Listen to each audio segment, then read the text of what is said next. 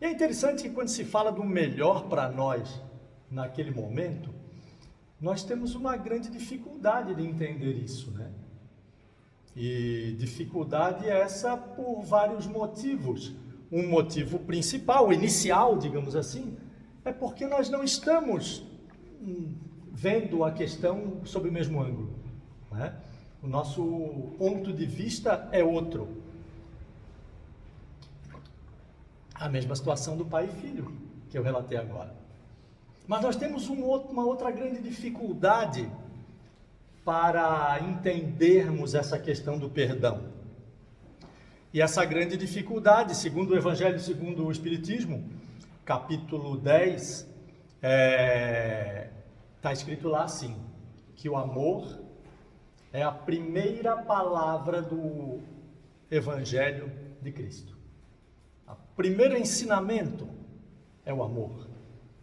Mas que o Espiritismo, a seu turno, vem trazer uma segunda palavra do Evangelho de Cristo.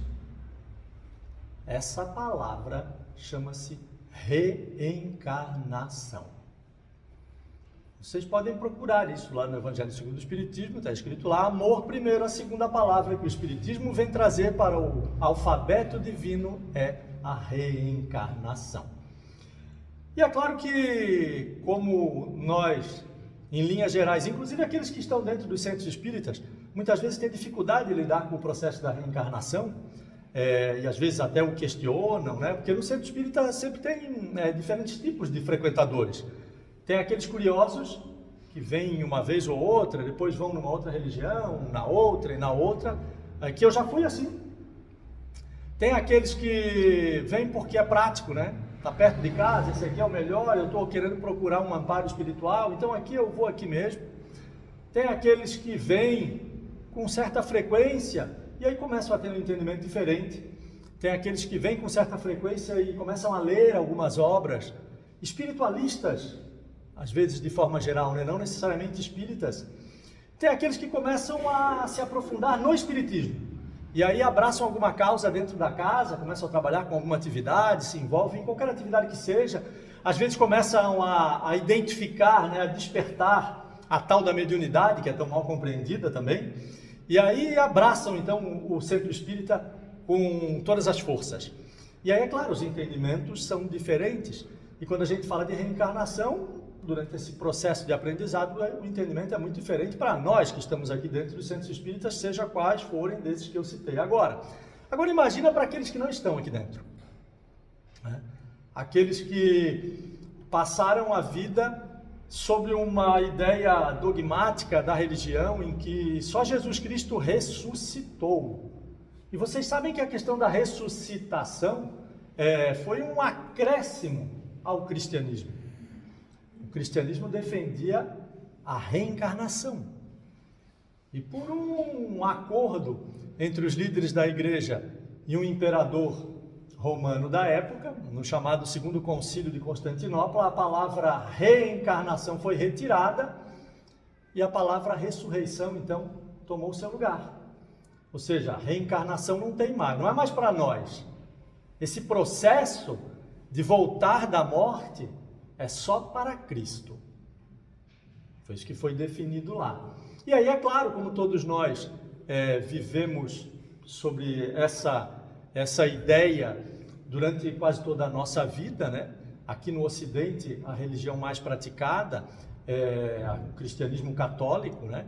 Durante muito tempo a gente ficou com aquela dúvida, né? Reencarna, não reencarna? Pode falar com o espírito, não pode falar com o espírito? É pecado falar com o espírito? Está errado? E a gente ficou assim. Mas aí a gente vem para a doutrina espírita e começa a ver coisas surpreendentes, né? Vai lá e ouve alguém falar de que a casa do Pai tem muitas moradas, significa que todos os orbes do universo são habitados. É isso que a espiritualidade nos diz. Todos os orbes do universo são habitados. Fala da imortalidade da alma, fala da reencarnação, fala da comunicação entre os espíritos. e fala num primeiro momento da existência de Deus, né? Os 5 princípios básicos da doutrina espírita, esses que eu citei agora. E a gente começa a olhar assim, mas está um pouco diferente, né? Quer dizer então que tem ET? Tem. Não só ET, tem vários. Alguns de nós até talvez tenhamos sido ETs em algum momento, aí, porque sabe lá se toda a nossa evolução fizemos aqui na Terra. Então talvez tenhamos vindo já de um outro orbe, né? Mas são coisas assim que chocam, num primeiro momento, o entendimento daqueles que não conhecem muito bem o Espiritismo, né? E o perdão é uma das questões que pega bastante, né? O amai aos vossos inimigos, capítulo 12 do Evangelho segundo o Espiritismo, amai os nossos inimigos. E agora? Como é que eu vou amar? Como é que eu vou perdoar para poder amar? Mas eu vou voltar um pouquinho aqui para a pauta, que até agora eu estava divagando, e vou citar para vocês alguns trechos breves do Evangelho segundo o Espiritismo, capítulo 12, por exemplo. Diz assim, a espiritualidade: há geralmente equívoco no tocante ao sentido da palavra amor, nesta passagem de Cristo, né? Amai aos vossos inimigos. Evangelho de Mateus, Sermão da Montanha. A espiritualidade diz assim: não pretendeu Jesus, assim falando, que cada um de nós tenha para com um inimigo a ternura que dispensa a um irmão ou amigo. Olha, a espiritualidade explicando, né? E eu gostaria de fazer um parênteses aqui. Quem escreveu a doutrina espírita não foi Allan Kardec. Allan Kardec organizou os textos ditados pela espiritualidade e psicografados por médiuns. E aqueles que prestaram atenção nas leituras da doutrina espírita viram que quem participou quem ditou essas informações foram espíritos superiores, espíritos muito elevados em moral. E segundo a própria espiritualidade, esses espíritos não erram, mesmo quando encarnados, não erram. Então o que eles escreveram lá é bom a gente prestar bastante atenção, né? E eles dizem assim, continuam: enfim, ninguém pode sentir em estar com um inimigo prazer igual ao que se sente na companhia de um amigo. Eles estão deixando claro, não dá para se sentir igual, né, diante de um inimigo e diante de um amigo, uma pessoa que nos magoou e de uma pessoa que nós queremos bem. E interessante é que eles são muito didáticos, né? Eu sou professor e fico surpreso com a didática da espiritualidade e de Kardec para arquitetar as perguntas ali. Porque na sequência eles explicam o motivo. E eles dizem assim: a diversidade na maneira de sentir nessas duas circunstâncias, né, de um amigo e de um inimigo, resulta mesmo de uma lei física. Isso é a tal da espiritualidade superior que não erra, ditando por Kardec. A da assimilação e da repulsão dos fluidos. Assimilação e repulsão dos fluidos. Olha, eles explicando a questão do perdão com a física. Isso era 1800 e tanto, hein? A física estava recém-nascendo aí, alguns anos antes com Newton, algumas décadas antes com Newton e tal, né? Até então, estávamos entrando no iluminismo, olha, ciência aparecendo. E a turma da espiritualidade já estava usando a ciência para explicar o perdão. Mas eles seguem e dizem assim, olha que interessante: o pensamento malévolo determina uma corrente fluídica que impressiona penosamente. Ou seja, pensar mal sobre alguém emite fluidos que impressionam quem está recebendo negativamente, penosamente. O pensamento benévolo nos envolve num agradável eflúvio. Então, pensar bem a respeito de alguma pessoa gera o sentimento oposto, a percepção oposta. Nós percebemos, todos nós, alguns mais intensamente, outros mais suavemente, percebemos essa corrente fluídica. E aí eles dizem, daí a diferença das sensações que se experimenta, a aproximação de um amigo ou a de um inimigo. Isso está lá no Evangelho segundo o Espiritismo, viu? Não está no livro de psicologia, nem no livro de ciência, da física e assim. Está lá no Evangelho segundo o Espiritismo. Então a gente já sabe, pelo que diz a espiritualidade, que pensar mal a respeito de alguém, a gente emite correntes fluídicas que incomodam. E pensar bem, a situação oposta. A gente emite correntes positivas que agradam, né? Que satisfazem. Mas eles seguem e dizem assim. A gente já sabe o que acontece, mas aí a questão é interpretar, né? Como é que vai fazer? E eles continuam dizendo assim: amar os inimigos é não lhes guardar ódio, nem rancor, nem desejo de vingança. É perdoar-lhes. Perdoar. Está aí a palavra. A importância do perdão é perdoar. Não guardar ódio, nem rancor e nem desejo de vingança. Sem pensamento oculto e sem condições. Perdoar-lhes sem pensamento oculto e sem condições o mal que nos causa. Perdoar sem pensamento oculto. Sabe aquela coisinha lá? Eu perdoei, mas... é não opor nenhum obstáculo à reconciliação com eles. Eu perdoei, mas não quero mais perto de mim. É desejar-lhes o bem e não o mal. Olha, imagina nesse período que a gente passou aí no final do ano, né? Que teve essa eleição bem barulhenta. E aí, não sei qual é o lado de cada um de vocês, mas imagina desejar o bem e não o mal para o teu opositor lá na política. É um exercício bom, né? De perdão. É botar o Evangelho segundo o Espiritismo em prática. Fazer acontecer. Olha lá, é não guardar ódio, nem rancor, nem desejo de vingança. É experimentar júbilo em vez de pesar com o bem que lhes advenha. Ou seja, é ficar feliz quando eles se deram bem, né? É socorrê-los em se apresentando à ocasião. Não atravessar a rua fazendo conta que não viu, né? É abster-se, quer por palavras, quer por atos, de tudo que os possa prejudicar. Abster-se por palavras ou por atos. Olha, é difícil essa, hein? Por palavras. Por pensamentos a gente já sabe que precisamos treinar bastante, né? Mas por palavras e por atos, parece que é mais objetivo aqui, né? Mais prático, mas ainda assim é difícil, não? As palavras saem assim como flechas, né?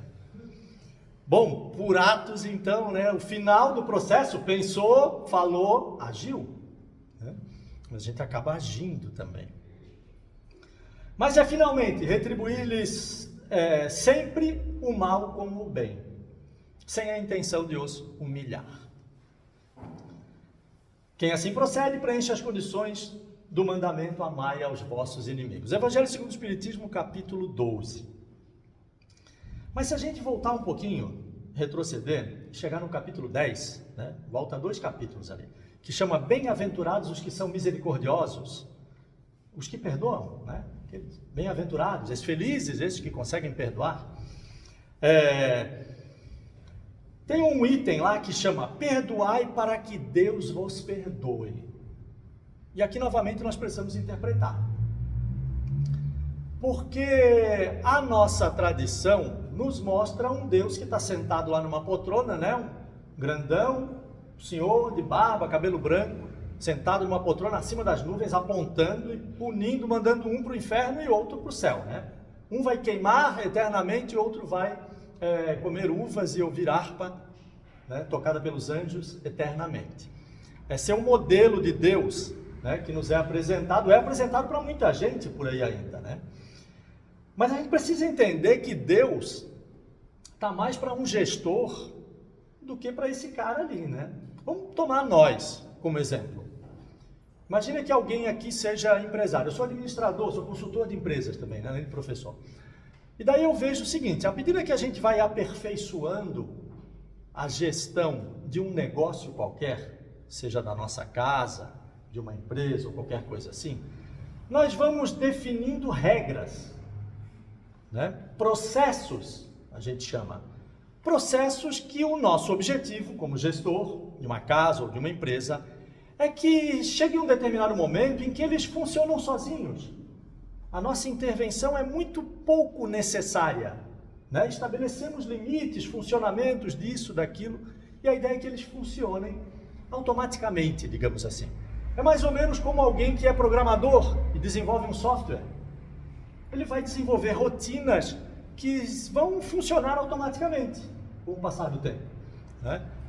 E o Papai do Céu, sendo a inteligência suprema, causa primeira de todas as coisas, Livro dos Espíritos, pergunta número 1, né? Imagine que ele também busca essa perfeição, né? Então ele não precisa se dar o trabalho de ficar lá escolhendo, olhando, chama para eu conversar, ver como é que é, para ver se eu vou mandar para lá ou vou mandar para cá. Não, ele desenvolveu leis tão perfeitas, processos tão precisos, tão afinados, tão azeitados, assim, que funcionam perfeitamente. Então ele não precisa se envolver nessa parte operacional. Quem se envolve nessa parte operacional somos nós. Nós é que sim, somos o office boy, ou o servente, nós que fazemos essa parte mais operacional da criação divina ali. Nós fazemos parte dela, ajudamos a construir, mas com essa parte mais operacional. O Papai do Céu está lá em cima. É como se fosse o CEO de uma grande empresa. Ele é chamado quando alguma coisa ali precisou de acompanhamento, mas dificilmente, porque normalmente ele tem os seus diretores, vice-presidentes e que vão tocar o negócio.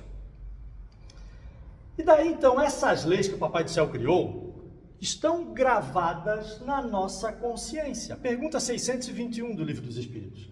Onde está gravada a lei de Deus? E a resposta é na consciência. Lá no Livro dos Espíritos também são discutidas as leis divinas, as leis morais. Lá estão as leis. São aquelas. Elas funcionam perfeitamente. Elas não precisam de intervenção. Quer nós gostemos ou não, elas funcionam assim. Eu costumo dar o seguinte exemplo. Alguém pode não gostar de um radar de velocidade instalado naquele lugar. Se ele passar em excesso de velocidade, será multado. Alguém pode dizer que não viu o radar de velocidade. Se ele passar em excesso de velocidade, será multado. Alguém pode dizer que não concorda com o radar de velocidade. Se ele passar em excesso de velocidade, também será multado. Alguém pode dizer que ninguém explicou para ele que havia um radar de velocidade lá. As leis divinas funcionam assim. A gente não precisa acreditar, a gente não precisa concordar, a gente não precisa dizer que não sabia, que não viu, que não acredita, que acha injusto. Elas funcionam, porque são perfeitas. E essas leis perfeitas, que tem a reencarnação nesse processo, né? Desses vários processos, aí um deles é a reencarnação, elas fazem com que nós reajustemos tudo aquilo que fizemos inadvertidamente, equivocadamente. E esse é um motivo pelo qual nós precisamos perdoar. Eu vou dar um salto aqui no meu roteiro agora e vou passar lá para o item número 5 desse mesmo capítulo, capítulo 10 do Evangelho segundo o Espiritismo, né? Bem-aventurados os que são misericordiosos.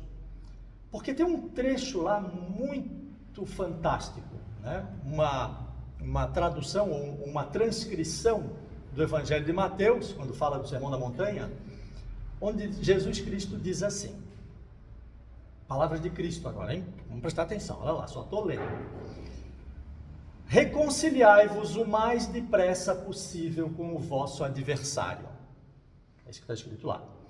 Enquanto estáis com ele a caminho, para que ele não vos entregue ao juiz, e o juiz não vos entregue ao ministro da justiça, e não sejais metido em prisão.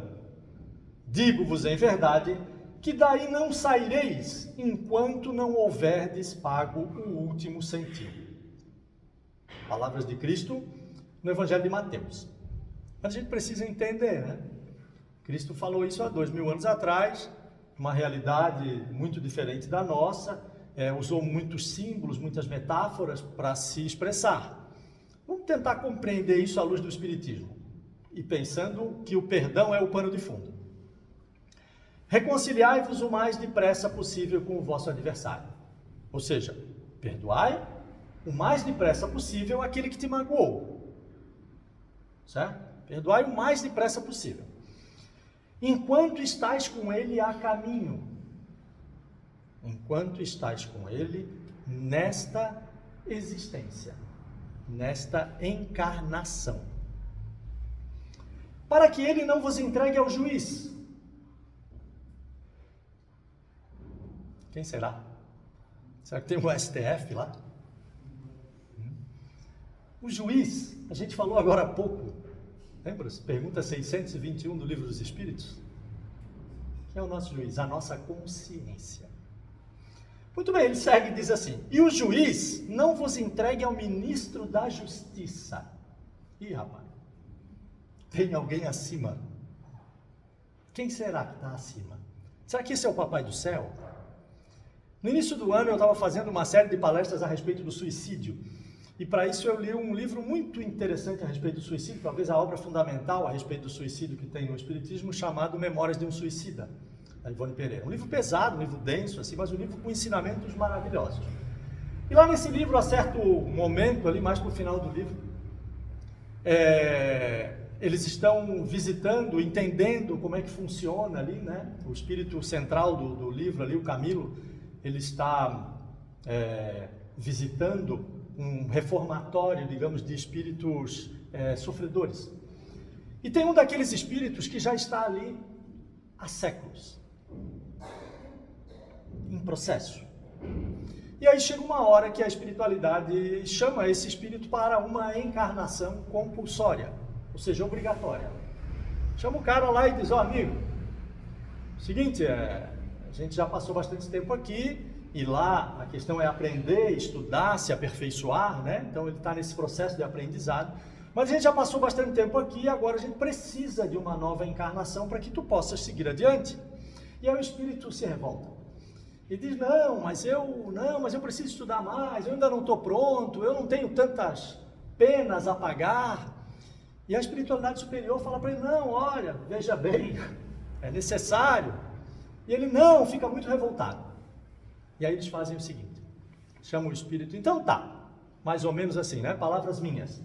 Então tá, vem aqui, senta aqui. Aí botam esse espírito sofredor sentado numa cadeira, ligam uns equipamentos na cabeça dele. E outro grande erro da turma que começa a estudar o espiritismo é achar que no mundo espiritual tudo é espiritual, né?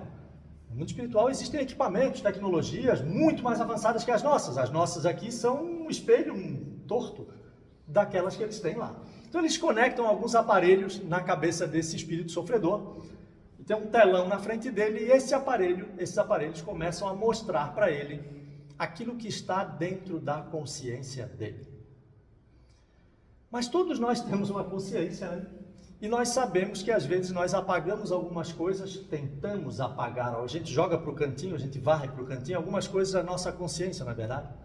Algumas coisas que a gente fez assim, que a gente sabe que foi muito errado, que a gente não está conseguindo conviver. E às vezes, num mecanismo de defesa, a gente varre para o cantinho e faz de conta que elas não estão mais lá, né? Mas lá, onde nada é oculto, né? Na pergunta 919 do Livro dos Espíritos, Santo Agostinho dá uma lição, dizendo assim, né? Se eu fosse chamado de volta ao mundo espiritual e lá tivesse que me deparar com tudo que eu fiz, onde nada é oculto,